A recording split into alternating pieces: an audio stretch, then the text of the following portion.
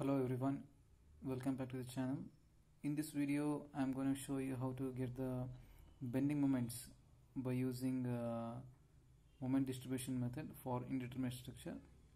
For the understanding of the problem, I have taken a 3 supported member where one point load of 10 kilonewton is been acting across a span of 4 meters and a UDL of 15 kilonewton per meter, which is acting on 3 meters span, and support conditions I have written as A, B, C.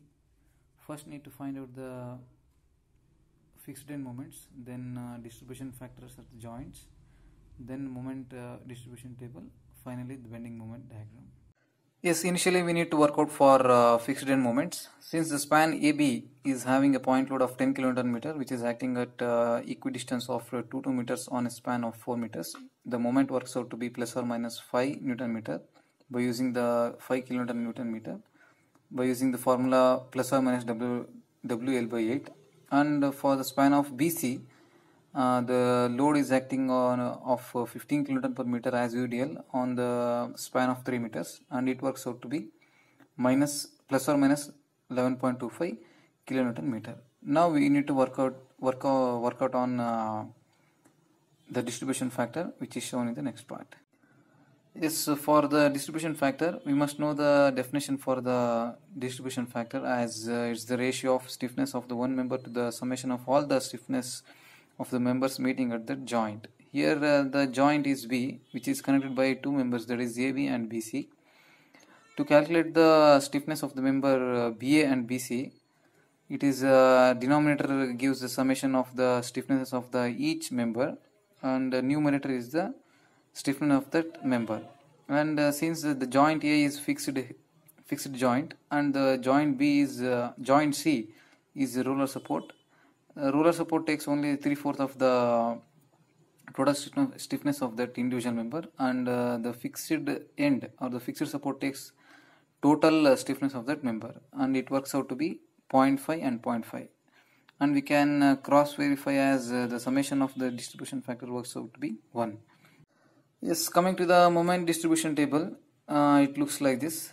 The columns such as joints, members, distribution factors, fixed end moments, and the corresponding joints section has A, B and C, and members as A, B, BA, BC and CB, and distribution factors at the joint, that is at the B, we have calculated as 0.5 and 0.5, and the remaining for CB and AB we can just put a dash, or you can just write it as 1.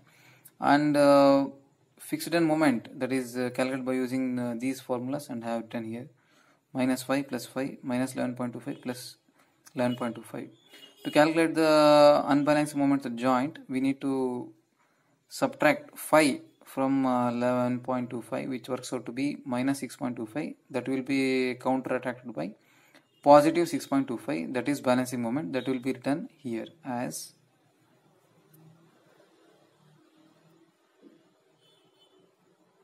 in the box. I am writing the balancing moment as 6.25, which is obtained by subtracting plus 5 by minus 11.25, and I am just reversing the sign as we get the balancing moment. Now the balancing moment should be multiplied by the distribution factor at the joint, that is 6.25 multiplied by 0.5, we get 3.12 and 3.12.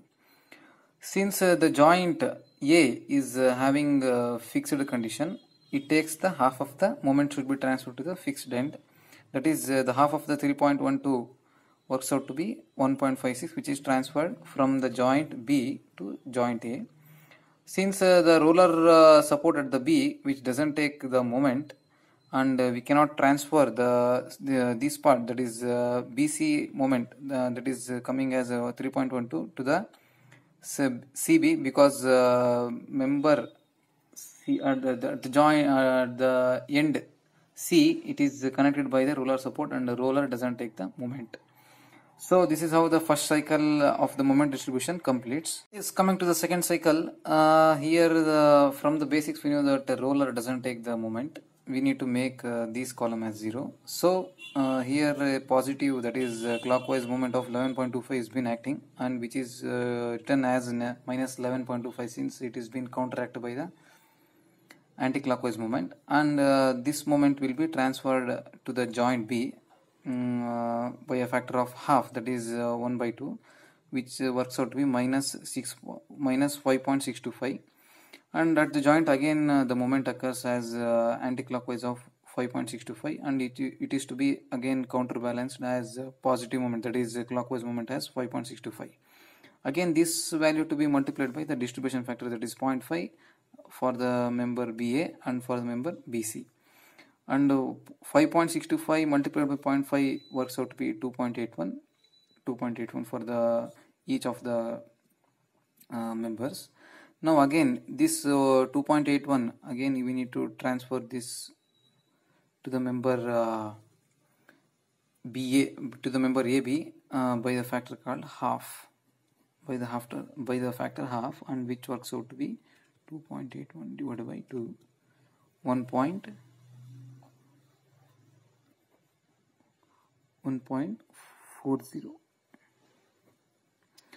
and here there are no other moments which are getting transferred from the joints. Here the moment cycle we need to stop. Here only 2 cycles are been carried out to perform this problem. Now coming to the final end moments, we will show how the moments will be calculated as final end moments. So coming to the final end moment calculations, we need to sum up the moments which are in each of the columns. That is initially we need to take AB.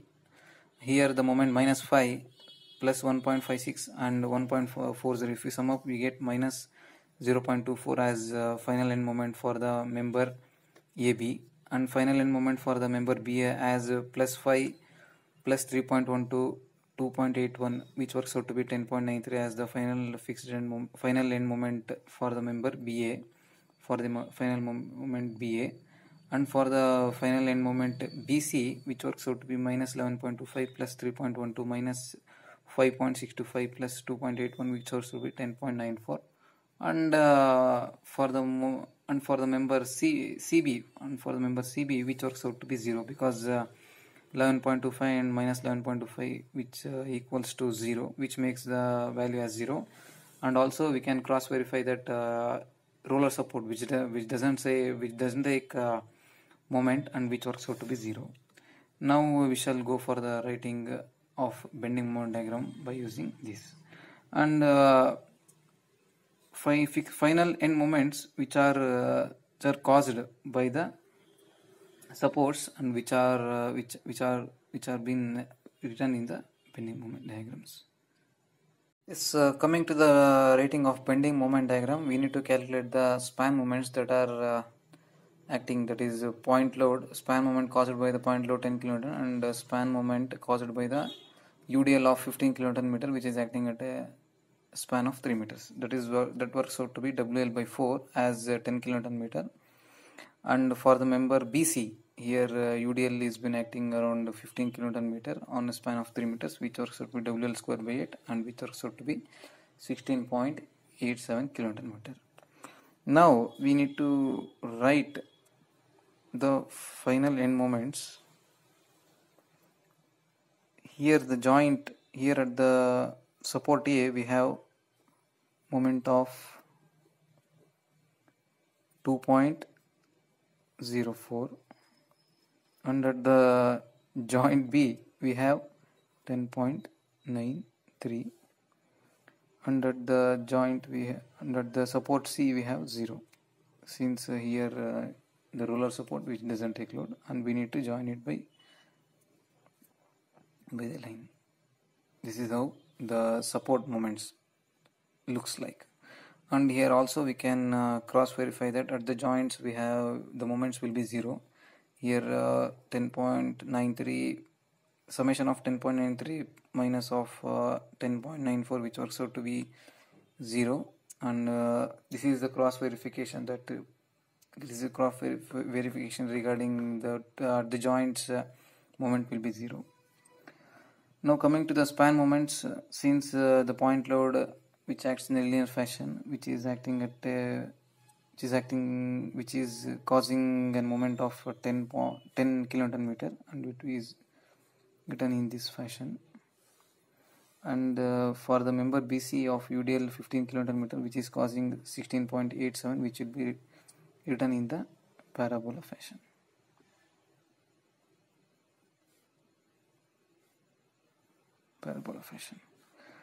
And since these two areas have been merged over or overlapped one over other, this area will be neglected. This area will be neglected, or which are being cancelled out, and the shaded portion is the net bending moment diagram for the given loading condition.